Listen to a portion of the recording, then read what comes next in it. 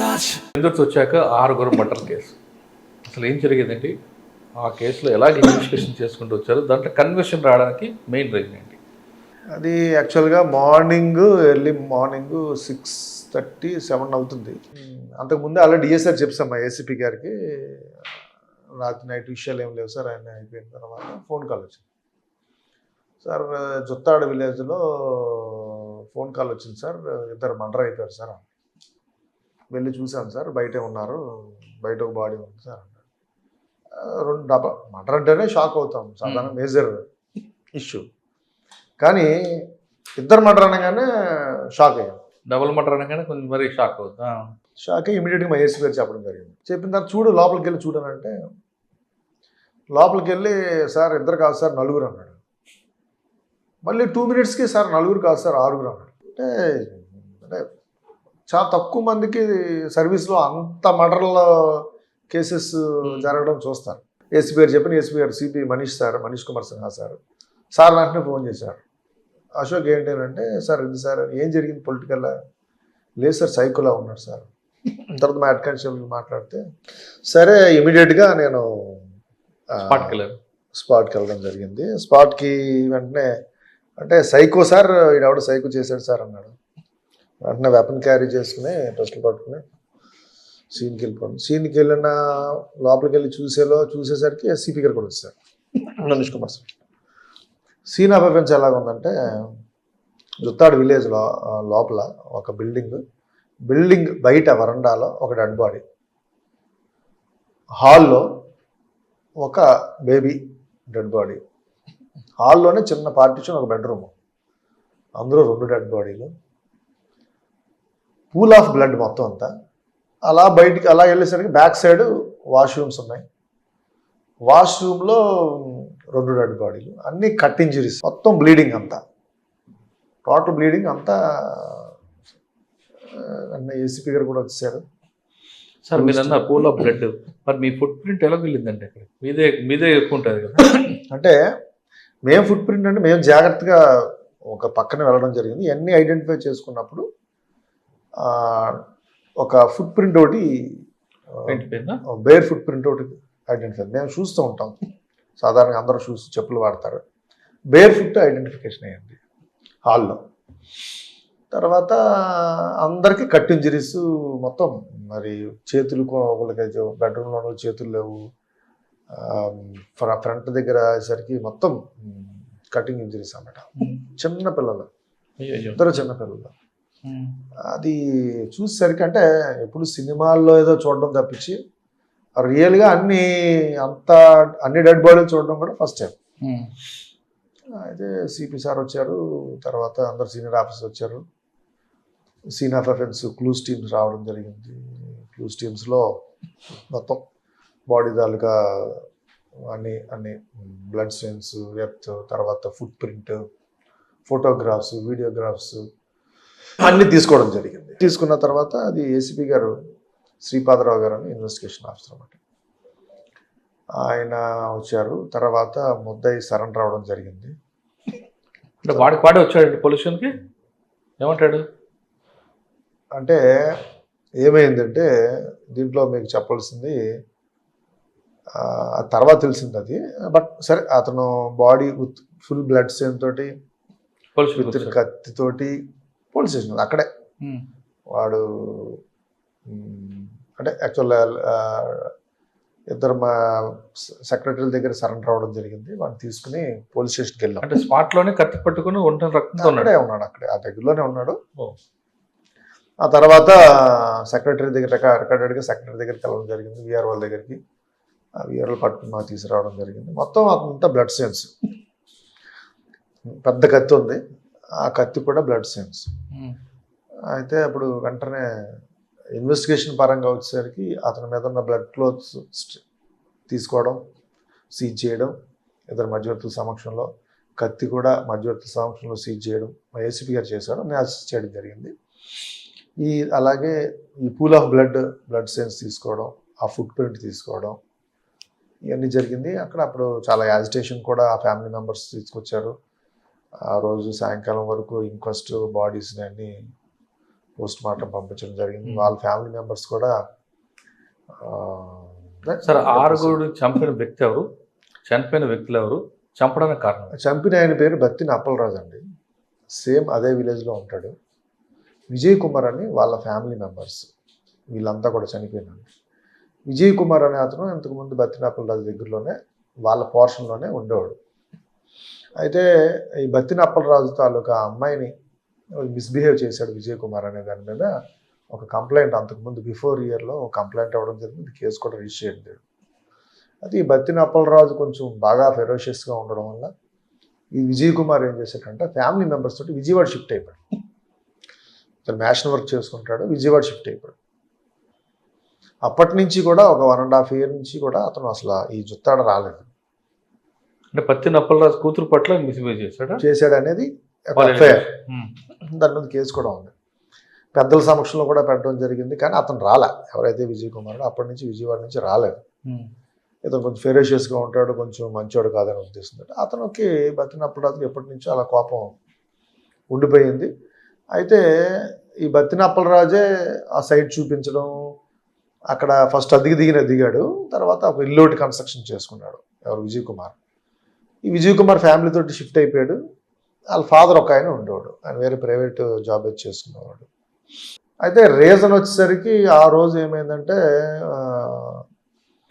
ఈ విజయ్ కుమార్ తాలూకా family members marriage ఏదో ఉంది, ఇన్విటేషన్స్ ఇవ్వడానికని అందరి దగ్గరికి వచ్చి ముందు రోజు నైట్ ఈ ఫ్యామిలీ మెంబర్స్ విజయ్ కుమార్ తాలూకా వైఫ్, 2 పిల్లలు, తర్వాత వాళ్ళ అత్తగారు, అలా ఇంకొక చిన్న మేనత్త గారు, అలాగే ఫాదర్ అక్కడే ఉన్నారు.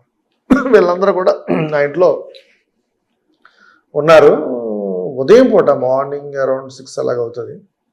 ఈ బత్తిన అప్పలరాజు ఎప్పటి నుంచో అతని మీద కోపం ఉంది, వాళ్ళ ఫ్యామిలీ మెంబర్స్ మీద కోపం ఉంది. ఈ గేదె పాలు తీసుకుని అది పేడ అది తీసుకుంటున్న టైంలో ఈ లేడీస్ ఎవరైతే విజయ్ కుమార్ తాలూకు ఫ్యామిలీ మెంబర్స్ ఉన్నారో వరండాలో కూర్చొని లేడీస్ కామన్గా ఏదో మాట్లాడుకుంటే ఏదో నవ్వుకుంటున్నారు, ఏదో వాళ్ళకేదో మాట్లాడుకుని వాళ్ళ మాట. ఇతను నన్ను చూసే వీళ్ళు నవ్వుతున్నారు, నా కూతురికి ఇలా చేశారు అని కోపం నేను తట్టుకోలేక దగ్గరలో అతను చిన్న పొలం ఉంది, వెళ్ళి ఆ పాక దగ్గరికి వెళ్ళి ఒక కత్తి తీసుకుని వచ్చాడు. వచ్చి అలాగా వరండాలో నుంచి నరుక్కుంటూ వెళ్ళిపోయాడు. వరుసగా బయట వరండాల దగ్గర ఒక బాడీ నరికేశాడు. లోపలికి వెళ్ళి తలుపు వేసేలోపు తెలియదు కదా, మార్నింగ్ అవర్స్లో ఎవరు ఊహించరు అలా జరుగుతుందని, ఎవరు ఊహించరు. చిన్నపిల్లని చంపేశాడు. తర్వాత చెప్పాడండి, అదే అది అడిగాం. తర్వాత ఫస్ట్ పెద్ద లోపలికి వెళ్ళి బెడ్రూమ్లోకి వచ్చేసరికి అత్తగారు, చిన్న బాబు వీళ్ళు పారిపోయారు. పాప మామగారును చిన్న మేనత్త గారు పారిపోయి బాత్రూంలో గుండు పెట్టుకున్నారు. బాత్రూమ్ ఏమైందంటే ప్లాస్టిక్ సింథటిక్, దాన్ని పగలగొట్టేసి దాంట్లో నరికేశాడు. బాత్రూంలో 2 డెడ్ బాడీ, మేనత్త గారు వాళ్ళ ఫాదర్, బెడ్రూమ్లో వాళ్ళ అత్తగారు వాళ్ళ బాబు, హాల్లో పాప, చిన్న పాప. విజయ్ కుమార్ లేడు కదా అందులో. అదే విజయ్ కుమార్ లేడు. ఇప్పుడు నిజంగా ఒకవేళ నీకు అన్యాయం జరిగిందని విజయ్ కుమార్ ఏదన్నా చేసినా అది వేరే, పబ్లిక్ హర్షించేవారు. ఎవరినైనా ఏది చేయడం. విజయ్ కుమార్ రాలేదు అసలు. వీళ్ళు పిలవడానికి వచ్చి లేట్ అయ్యింది అనేసి వాళ్ళు అక్కడ హాల్ట్ చేశారు. హాల్ట్ చేశారు తప్పించి తర్వాత రోజు మళ్ళీ మార్నింగ్ వీళ్ళు వెళ్ళిపోతారు, ఉండరు అక్కడ. వాళ్ళు ఏదో మ్యారేజ్ దాని మీద అలాగ బట్టలు కొనుక్కొని ఇన్విటేషన్స్ కార్డ్స్ అలా పట్టుకుని అలా వచ్చి నైట్ హాల్ట్ చేశారు తప్పించి అక్కడ విజయ్ కుమార్ లేడు పాపం. ఆయన విజయవాడలో ఉన్నాడు. ఏమంటాడు మీరు మాట్లాడినప్పుడు? ఎవరు ఎక్కించడా? నాకు బాధలో ఉన్నాను, వాళ్ళు నన్ను చూసి నవ్వుతున్నారు, నన్ను చూసే నవ్వారు అనే టైంలో నేను ఇంక అసలు ఏం చేస్తానో నాకు తెలియలేదు సార్. ఇంక అలాగా అందరు నడుకుని వెళ్ళిపోయాను. పిల్లలు చంపడం అప్పట్లో ఏమన్నాడు? ఏమీ రియాక్షన్ లేదు ఆ టైంలో. ఆ రోజు రియాక్షన్ ఏం లేదు సార్. విజయ్ కుమార్ కూడా ఒంటరివాడు అయిపోయాడు, భార్య చనిపోయింది కదా, ఒక బాబు మిగిలాడు. కానీ చంపిన అప్పలరాజు కూతురు ఏమంటారు? ఆవిడేమీ అనలే. అంటే ఆ అమ్మాయి మామూలుగానే ఆవిడ లైఫ్ ఆవిడ లీడ్ చేస్తూ ఉంది. మ్యారేజ్ అవ్వలేదు ఇంకా ఆవిడకి. బట్ ఆవిడ ఏమీ రోల్ లేదు, దీంట్లో రోల్ లేదు.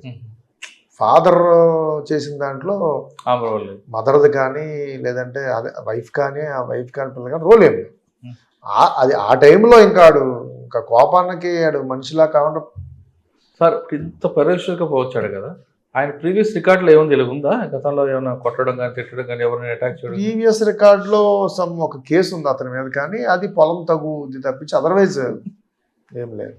మర్డర్ కేసులో లేదు. అయితే సార్ ఆ కేసులో ఇన్వెస్టిగేషన్ ఎలా తీసుకురాకపోతే అందులో కన్వెక్షన్ ఇన్వెస్టిగేషన్ లింక్ ఎక్కడ తెలియకోకుండా మీరు తీసుకున్నారు. ఇన్వెస్టిగేషన్ వచ్చేసరికి ఫుట్ ప్రింట్ ఒకటి అండి. ఈ ఫుట్ ప్రింట్ ఆ తాలూకు అక్యూజ్ తాలూకా ఫుట్ ప్రింట్ కంపారిజన్కి ఎఫ్ఎస్ఎల్ పంపడం జరిగింది. సేమ్ అని వచ్చింది. తర్వాత ఇతను ఏం చేశాడంటే ఆ రోజు మార్నింగ్ నాకు గ్లూకోడ్స్ కానిస్టేబుల్ శ్రీనివాస్ ఉంటాడు, అతని మొబైల్ నెంబర్ ఇతనికి కామన్గా ఏంటంటే గ్లూకోడ్స్ అతను ఏరియా మీద తిరుగుతూ ఉంటాడు, ఏ ప్రాబ్లం వచ్చినా అతను అటెండ్ అవుతూ ఉంటాడు. దాని మీద ఇతను ఫోన్ నెంబర్కి అక్యూజ్డ్ ఫోన్ చేశాడు. ఫోన్ చేసి 6:30 అరౌండ్ ఈ మర్డర్ జరిగింది. నా పేరు బత్తిన అప్పలరాజు, నా జుత్తాడు గ్రామం పెందుర్తి మండలం విశాఖపట్నం జిల్లా, నేను ఇక్కడ 6 మర్డర్ చేశాను అన్నాడు. ఈ కానిస్టేబుల్ ఏమనుకున్నాడు, ఏదో ఎవరైనా ఆట పట్టిస్తున్నాడా అనుకున్నా. అలాగా సరే అయితే ఏంటి ఆ టైప్లో మామూలుగా మాట్లాడు. ఈ వాయిస్ అంతా కూడా రికార్డ్ అయింది అతని మొబైల్లోనే, ముద్దాయి తాలూకా మొబైల్లోనే వాయిస్ రికార్డ్ అయింది. అది అతను తెలియదు. ఇతను మొబైల్ మేము సీజ్ చేసే టైంలో మొబైల్ అన్నీ చూస్తున్నట్టు దీంట్లో ఈ వాయిస్ రికార్డింగ్ విన్నాం మేము. అంటే వాడు పోయి వంట తవ్వుకున్నాడు, వాడు వాయిసే, వాడు ఓన్గా వాడు కన్ఫెస్ ఎలా చేశానని చెప్పాడు.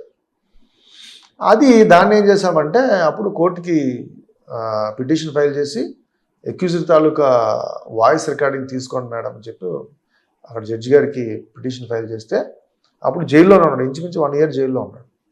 బెయిల్ రానివ్వకుండా ఖచ్చితంగా మేము కంటిన్యూగా ఎఫర్ట్ చేస్తూ 1 year జైల్లో ఉన్నాడు. ఇంచుమించు ఏప్రిల్లో జరిగింది, మళ్ళీ ఏప్రిల్ వరకు బెయిల్ రాలేదు. పిటిషన్ ఫైల్ చేస్తే జడ్జి గారు యాక్సెప్ట్ చేసి ఇతను వాయిస్ కోర్టులోనే రికార్డ్ చేసి ఈ వాయిస్ రికార్డింగు ప్లస్ ఈ మొబైల్ వాయిస్ రికార్డింగ్ ఈ 2 కూడా త్రూ కోర్టు ద్వారా ఎఫ్ఎస్ఎల్కి పంపడం జరిగింది. ఎఫ్ఎస్ఎల్కి పంపిస్తే ఎఫ్ఎస్ఎల్లో ఈడి వాయిస్ ఆ వాయిస్ సేమ్ అని ఇవ్వడం జరిగింది. అలాగే సిమ్ ఎత్తుందేనని ప్రూవ్ చేయడం జరిగింది, మొబైల్ ఎత్తుందేనని ప్రూవ్ చేయడం జరిగింది. ఇదొక ఎవిడెన్స్, ఫుట్ ప్రింట్ ఒక ఎవిడెన్స్. అలాగే చుట్టుపక్కల ఉన్న ఎవరైతే మర్డర్ చేసిన తర్వాత అతను అనుకుంటానే నేను మర్డర్ చేశాను అనుకుంటానే ఆ స్ట్రీట్లోంచి మెయిన్ రోడ్ వరకు రావడం జరిగింది. అక్కడ చూసిన వాళ్ళందరూ ప్రీవియస్ ఎనిమిటీ వాళ్ళకి వీళ్ళకి ఉంది, ఆ విజయ్ కుమార్కి ఇతనికి ఉంది. At the same time murder జరిగిన కత్తి పట్టుకుని ఇతను రోడ్డు మీద రావడం వాళ్ళందరూ చూడడం జరిగింది.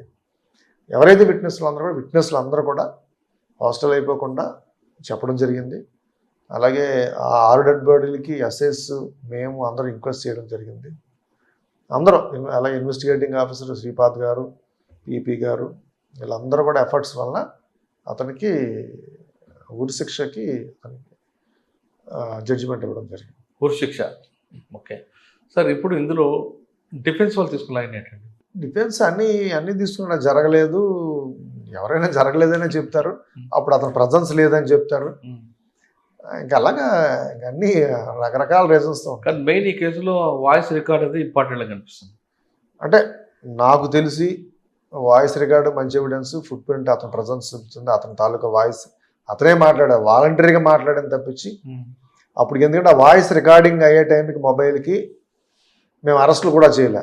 ఒకవేళ మేము అరెస్టులు చేయని తర్వాత మాట్లాడిచ్చారు మీరు అంటాకి అప్పుడు మేము అరెస్టులు కూడా చేయలేదు. అవన్నీ జరిగిన వెంటనే ఫోన్లో మాట్లాడడం జరిగింది. మిగిలిన విట్నెసెస్ ఇంకా post mortem reports, blood stains, ఆడ బట్టల మీద ఉన్న ముద్దాయి బట్టల మీద ఉన్న బ్లడ్ స్టెయిన్స్, ఇంకా ఇవన్నీ. అలాగే పీపీ గారు ప్రస్తుతానికి జైల్లో ఉన్నాడు. జైలు మధ్యలో ఎప్పుడైనా మాట్లాడడానికి ప్రయత్నం చేశాడా? ఎవరితో? నాతోట. అంటే నేను కోర్టు ఎవిడెన్స్కి వెళ్ళినప్పుడు మాట్లాడాడు. ఏమంటాడు? అంటే ఆయన వచ్చిందా లేదండి? అంటే ఫస్ట్ రోజు అప్పుడు జరిగినప్పుడు కూడా నేను చాలాసార్లు మాట్లాడితే అంటే నేను మామూలుగా చేస్తే అడ్మిట్ అయిపోతాడు అనుకున్నా. నేను చేసింది తప్పే అనేది నేను కోర్టులో కూడా ఒప్పేసుకునే పరిస్థితి. అయితే ఫ్యామిలీ ఇంకా మిగిలిన డిఫెన్స్ అడ్వకేట్స్ ఇవన్నీ ఉంటాయి కాబట్టి ఆ రకంగా అతను ఒప్పుకోలేదు, కానీ అదర్వైజ్ అతనైతే ఇదయ్యాడు. ఓకే, మీతో అంటే ట్రైన్లో అప్పుడు మాట్లాడినప్పుడు ఏమంటాడు? తప్పైంది ఒప్పుకుంటాడా? లేదు మీరు అన్యాయం జరిగించారంటాడు. లేదు లేదు లేదు, నా దగ్గర మాత్రం, ఎందుకంటే ఫస్ట్ నేనే అతనితో డీల్ చేశాను. ఏమంటాడు మీతో? తప్పనే చెప్పాడు అతను, తప్పే అని. అంటే కానీ శిక్ష పడింది కదా, దాని శిక్ష మీద పడిన ఆయన- తర్వాత మరి నేను మాట్లాడలేదు, అది ఉమ్.